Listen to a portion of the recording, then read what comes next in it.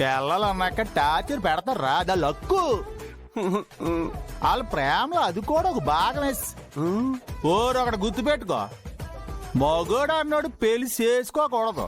ఒకవేళ చేసుకున్నాడా భర్త అనే పోస్ట్ కి రాజీనామా చేయకూడదు, భరించాల్సిందే.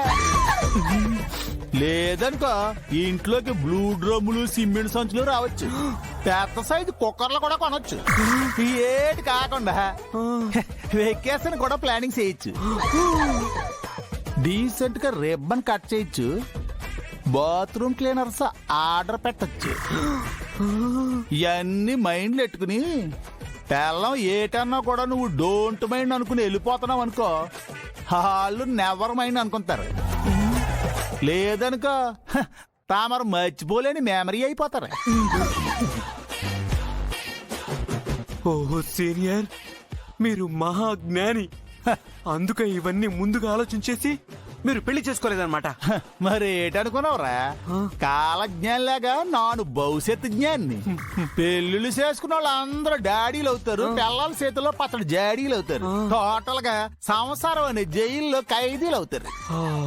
అదే బ్రహ్మచారులు అనుకో సైంటిస్టులు అవుతారు, దేశాన్ని నాయకులు అవుతారు, పేద సేవకు అంకితం అయిపోతారు. నాలాంటి వాళ్ళు లోక కళ్యాణం కోసం పుట్టిన కారణ జన్ములు అవుతారు. మీరు గనుక నాకు పెళ్లికి ముందే పరిచయం ఉంటే నేను కూడా సన్యాసినై మిమ్మల్ని ఫాలో అయిపోయేవాడిని. నీకు ఆ ఛాన్స్ ఏంటి లేదురా. నన్ను ఫాలో కాకపోయినా కనీసం నా మాటలన్నా ఫాలోయింగ్ అయిపో.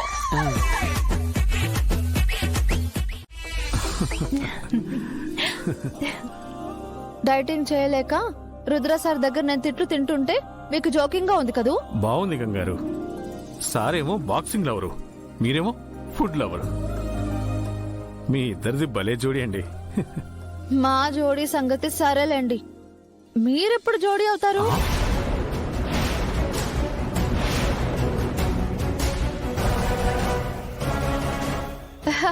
కార్తిక్ గారు, మిమ్మల్ని మీరెప్పుడు పెళ్లి చేసుకుంటారు అని అడుగుతున్నాను. ఓ, దానికి ఇంకా టైం ఉందండి.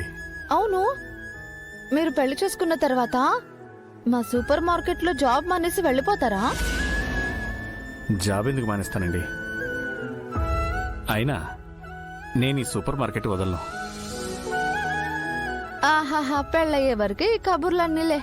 రేపు పెళ్ళాం వచ్చాక అంత పెద్ద చదువు చదువుకున్న మీరు ఇంత తక్కువ జీతానికి పనిచేయడం నాకు ఇష్టం లేదు, జాబ్ మానేయండి అంటే మీరు పెళ్ళని చెప్పినట్టే వింటారుగా.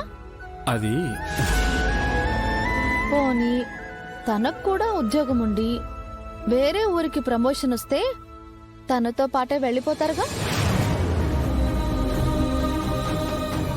అందుకే పెళ్ళైపోతే మీరు మాకు దూరం అవుతారని అర్థం. గంగా, అవసరమైతే కార్తిక్ గారి వైఫ్ కూడా మన మాటలోనే జాబ్ ఇద్దాం. అప్పుడు ఆ కళ్ళు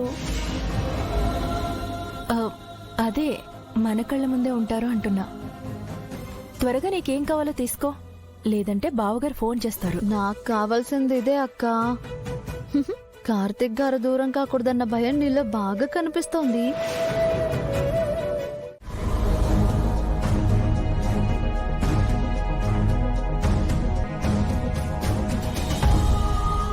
ఈ సంబంధం కాకపోతే అంతకు మించిన సంబంధాలు వస్తాయి. అంతేకాని వాళ్ళ డిమాండ్ల కోసం ఎప్పుడో వదులుకున్న సంబంధాన్ని ఇప్పుడు కలుపుకోలేను. ఈ విశ్వనాథ్ అవసరమైతే ఎవరి కాళ్ళైనా పట్టుకుంటాడు అన్న చెడ్డ పేరు ఈ వయసులో నాకు అక్కర్లేదు. అది కదండి, నేనేమంటున్నానంటే అత్తమ్మా, ఈ పెళ్లి రారుద్రా రండి. ఏమైంది? మావయ్య అంత సీరియస్ గా ఉన్నారు?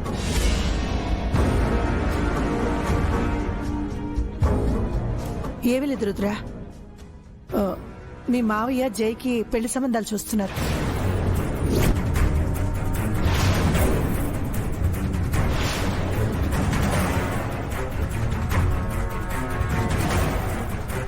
ఇంత సడన్ గా పెళ్ళేంటయ్యా? మేము ఈ వైజాగ్ వదిలి వెళ్లిపోయే లోపు జైకి పెళ్లి చేసి తనని సెటిల్ చేయాలన్నదే నా నిర్ణయం. అందుకే పెళ్లి సంబంధాలు చూస్తున్నాను.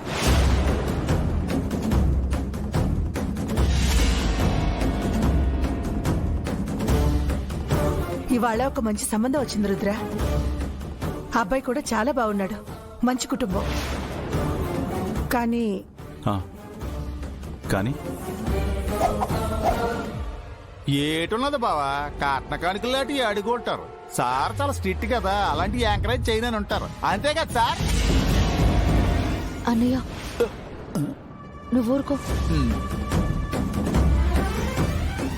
వాళ్ళు కట్న కానుకలేవి అడగలేదు రుద్ర.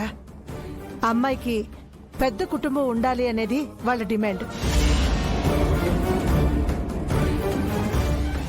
మా కుటుంబం అంటే నేను, ఆయన, జయ, అంతే కదా. అందుకే మీ మావయ్య ఆ సంబంధం వద్దు అంటున్నారు. సడన్ గా జయ పెళ్లి టాపిక్ ఎందుకు వచ్చింది? జయ కూడా కామ్గా ఉంది. అతమ్మా, పెళ్లి చేయాలని మీరు అనుకుంటున్నారు సరే, కానీ జయ అభిప్రాయం కనుక్కున్నారా? మా అమ్మా నాన్న ఇష్టమే నా ఇష్టం.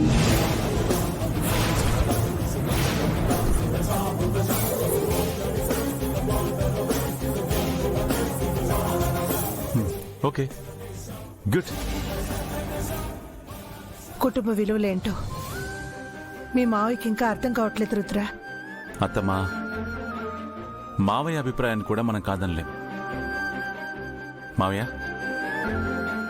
చిన్న రిక్వెస్ట్ ఏంటంటే, మీరు గనక విజయేంద్ర ప్రతాప్ కుటుంబ అల్లుడుగా ఒక్క మాట మాట్లాడితే చాలు, మేమందరం జయ బాధ్యత తీసుకుని దగ్గరుండి పెళ్లి జరిపిస్తాం.